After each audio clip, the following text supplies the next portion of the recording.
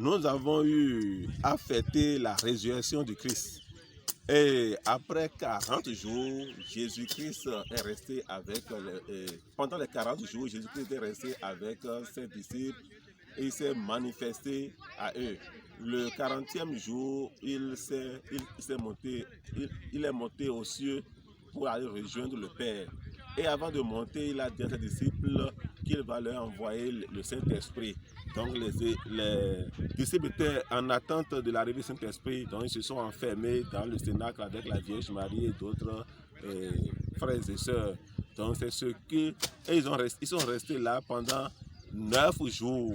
Et c'est le 10e jour que l'Esprit Saint est venu. C'est ça la Pentecôte. Donc nous-mêmes, nous sommes lancés dans cet dynamisme en nous donnant à la prière. Et c'est ça qui fait que depuis l'ascension, le jour où le Christ est monté vers le Père, nous avons décidé de nous enfermer pour faire la neuvaine à l'Esprit Saint.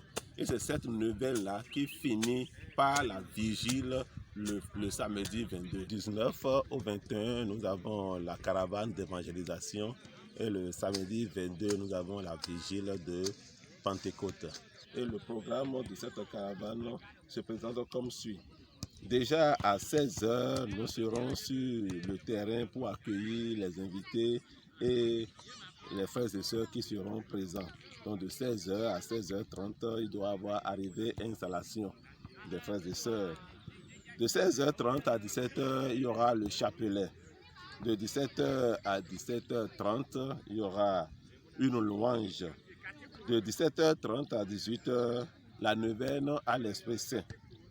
De 18h à 19h15, la prédication. Après la prédication, de 19h15 à 19h30, nous allons nous préparer pour la messe. La messe va commencer de 19h30 à 21h30. Cette messe sera suivie d'exposition de ces sacrements et de la procession de ces sacrements.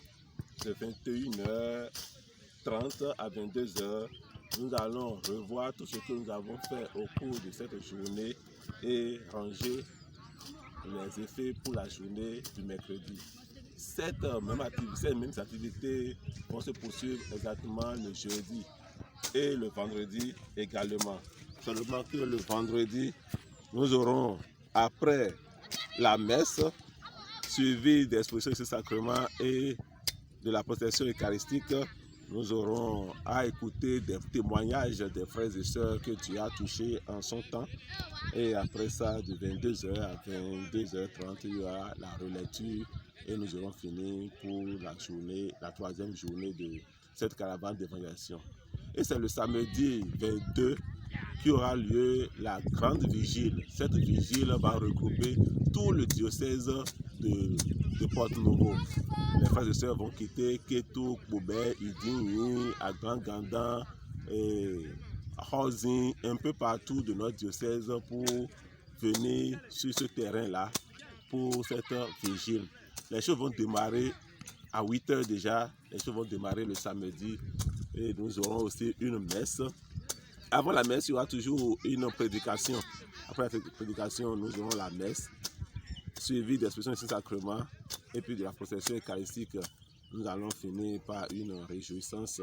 Déjà aux environs de 16h, les activités seront déjà terminées. Nous allons ranger pour rejoindre nos maisons sous la puissance de l'Esprit Saint. Nous sommes à pied d'œuvre par rapport à ces événements. Nous sommes actuellement sur le terrain qui abritera ces événements en train de sacrer. Nous sommes en train de mobiliser des ressources pour pouvoir agir face à ces événements.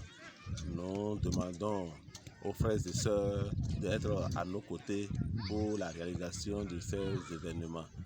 Nous sommes en train de vouloir utiliser les moyens financiers que nous avons à notre disposition qui sont toujours insuffisants et nous demandons l'aide un peu partout pour nous aider à réussir ces événements.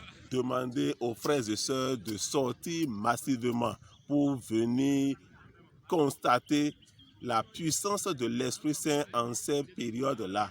puisque le Seigneur nous appelle.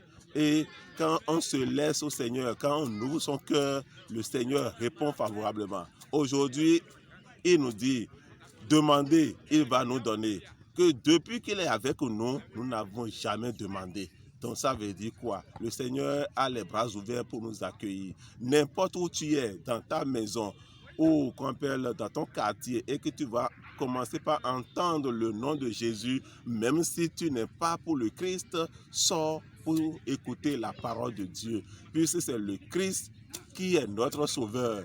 Et c'est par son Père que le monde a été créé. Si toi tu es un homme et tu ne crois pas en Dieu, crois au moins à ce qu'un jour tu te lèves, et un soir tu te couches, et quand tu te lèves, tu vois le ciel, tu vois le soleil, tu vois la lune. Il faut savoir que quelqu'un est plus puissant et que c'est cette personne que nous voulons évangéliser. C'est lui que nous voulons annoncer.